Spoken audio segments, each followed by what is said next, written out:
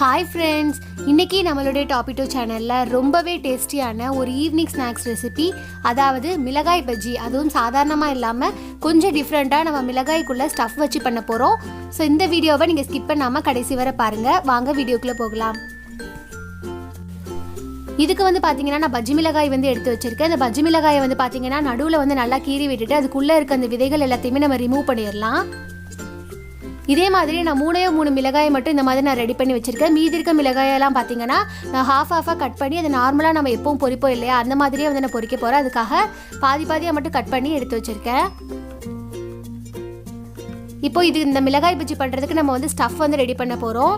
அதுக்கு வந்து பார்த்தீங்கன்னா நான் ஒரே ஒரு உருளைக்கிழங்கை வந்து நல்லா வேக வச்சு அதை மசிச்சு எடுத்து வச்சுருக்கேன்.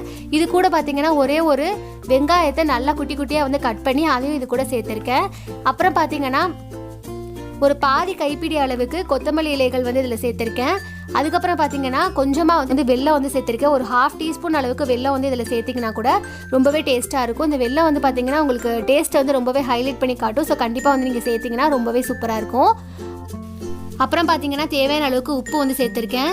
அதுக்கப்புறம் பார்த்தீங்கன்னா கொஞ்சமாக வந்து மிளகாய் தூள் இதில் சேர்த்துருக்கேன். மிளகாய் தூள் வந்து நம்மளுக்கு காரத்துக்கு ஏற்ற மாதிரி நீங்கள் எக்ஸ்ட்ரா கூட நீங்கள் சேர்த்துக்கலாம். இப்போ இது எல்லாத்தையுமே நல்லா வந்து மிக்ஸ் பண்ணி எடுத்துக்கலாம். இப்போ பார்த்தீங்கன்னா நமக்கு ஸ்டஃப் வந்து ரெடி ஆயிடுச்சு. இப்போ இந்த ஸ்டஃப்பை பார்த்தீங்கன்னா நம்ம ஏற்கனவே கீறி வச்சுருந்தோம் இல்லையா, அந்த மிளகாய்க்குள்ளே இந்த ஸ்டஃப் எல்லாத்தையுமே நம்ம உள்ளே வந்து வச்சிடலாம்.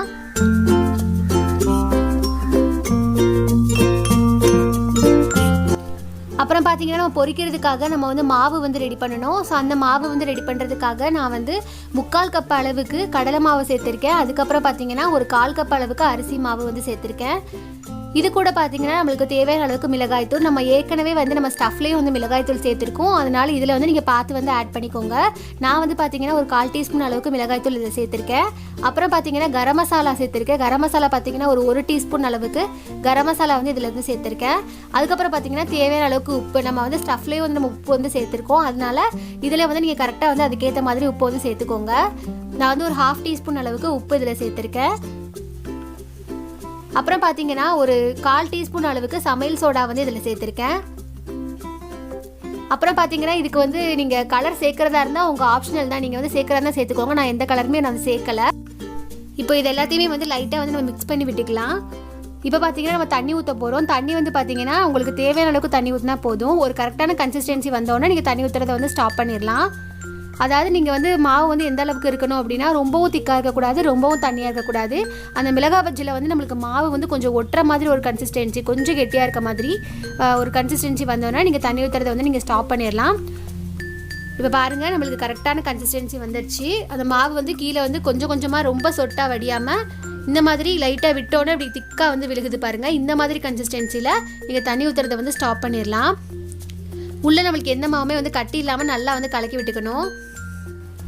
இப்போ சட்டியில் வந்து எண்ணெய் நல்லா சூடானதுக்கப்புறமா நம்ம ப்ரிப்பேர் பண்ணி வச்சுருக்க அந்த ஸ்டஃப் பண்ணி வச்சுருக்க அந்த மிளகாயை நம்ம ரெடி பண்ணி வச்சுருக்க அந்த மாவில் நல்லா அந்த மாதிரி ஃபுல்லாக பெரட்டிக்கோங்க. அந்த மாவு ஃபுல்லாமே எல்லா பக்கமே நல்லா ஒட்டுற மாதிரி பெரட்டி விட்டுக்கலாம். பெரட்டி விட்டுட்டு இதை அப்படியே வந்து அந்த மாவு வடியாமல் அந்த எண்ணெய்க்குள்ளே போட்டு பொரித்து எடுத்துடலாம். இதே மாதிரி நான் ரெடி பண்ணி வச்சுருக்க எல்லா மிளகாயுமே போட்டு பொரித்து எடுக்க போகிறேன். ஒரே பக்கமாக பொரிஞ்சிட்டு இருக்காமல் கொஞ்சம் கொஞ்சம் வந்து நம்மளுக்கு எல்லா பக்கமே ஈவனாக வந்து பெரட்டி விட்டுக்கலாம். அப்போ தான் எல்லா பக்கமே நம்மளுக்கு ஒரே மாதிரி வந்து பொரியும்.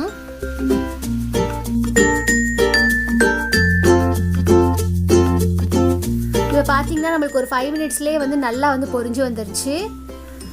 இந்த மாதிரி ஒரு கலர் சேஞ்ச் ஆனதுக்கப்புறமா நம்ம அந்த மிளகாயை வந்து எண்ணெய் எல்லாத்தையும் வடிச்சிட்டு அதை வந்து பிளேட்க்கு வந்து ஷிஃப்ட் பண்ணிடலாம்.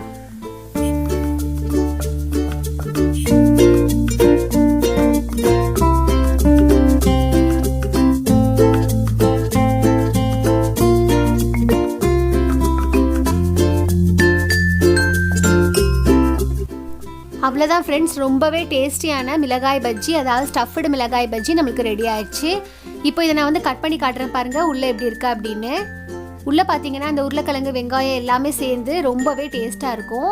இதை நீங்கள் கண்டிப்பாக வந்து உங்கள் வீட்லேயும் ட்ரை பண்ணி நீங்கள் டேஸ்ட் பண்ணி பாருங்கள் எப்படி இருக்குது அப்படிங்கிறத எங்களுக்கு கமெண்ட் செக்ஷனில் மறக்காமல் கமெண்ட் பண்ணுங்கள்.